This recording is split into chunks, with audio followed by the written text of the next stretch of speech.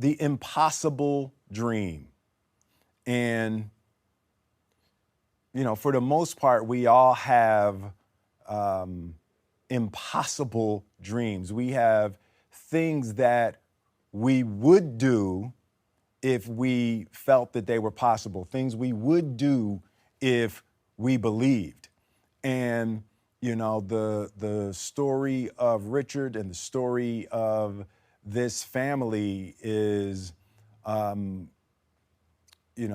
big part of the American dream. There's very few places on Earth where Venus and Serena could happen. So I think that just at the core of it, it's, that thing where we all want to be the best versions of ourselves, and sometimes our circumstances may not necessarily line up to that, but that strength of the human spirit to overpower circumstances. I think it's wish fulfillment for all of us. So can we actually say that one of the things that you really learn watching this movie is that a great champions is made by the defeats and not the victories? What do you think? I think that's fair. And I think that, that was one of the things that Mr. Richard and Miss Orsine wanted their girls, all of them, not just Venus and Serena, all of them to know that they were not a product of tennis and they were not a product of their victories, that they were whole women. So yeah, their defeats were as much of their beauty as their victories. Yeah, we always have been dangerous, honey girl. We always have been dangerous. The difference is that we just don't get acknowledged for being thinkers, but we have always been thinkers. It's the men who are slow to recognize us as thinkers. And as you were saying, it's a story about the family as well, but it's also about the American dream. Do you think it's still possible nowadays to have that in sport and not just in sport? Sure. Yeah, absolutely. I think we have to dream, and it's not an American dream; it's any dream.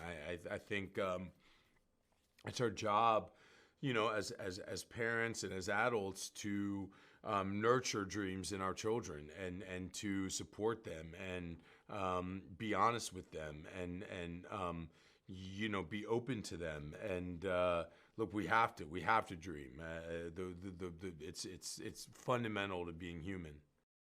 And, there are some lines that maybe in the audience resonate, in different ways. One that I love most is like, a woman that can think can be the most dangerous weapon. As a man, are you intimidated by, this like Serena or Venus or, something that changed in your opinion, in the way men acknowledge, that kind of thing to women? Well, I think I'm being intimidated by Serena and Venus. Everybody should be intimidated by Serena and Venus. They're Serena and Venus. You know what I mean? Like, it has nothing to do with being a man or a woman. It's Serena and Venus. I'm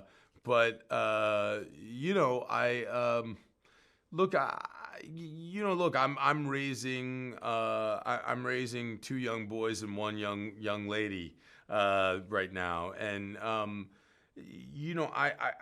think that. I think that,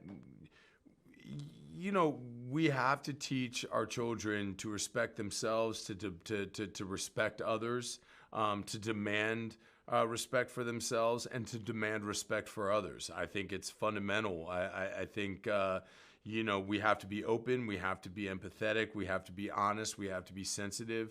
But I also think that, we have to be able to stand up for ourselves, and we have to stand up for our family.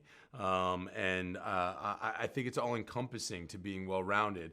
And I think when you skew too far on one side, I think then that's where the problem comes. If you're so obsessed with just defending yourself at all costs, defending what you believe in, I think you lose sight in opening your heart and opening up your minds to people that might think and feel differently than you. And I think the reverse is true, that you can be so open to other people and so open to their ideas that you don't stand up for what you believe in, and you don't stand up for what your family believes in as well. So I think a healthy balance is what's really needed.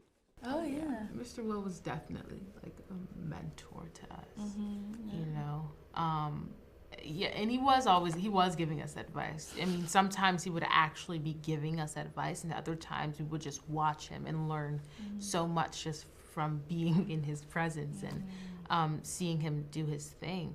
But back to your question, what was the most valuable lesson we learned?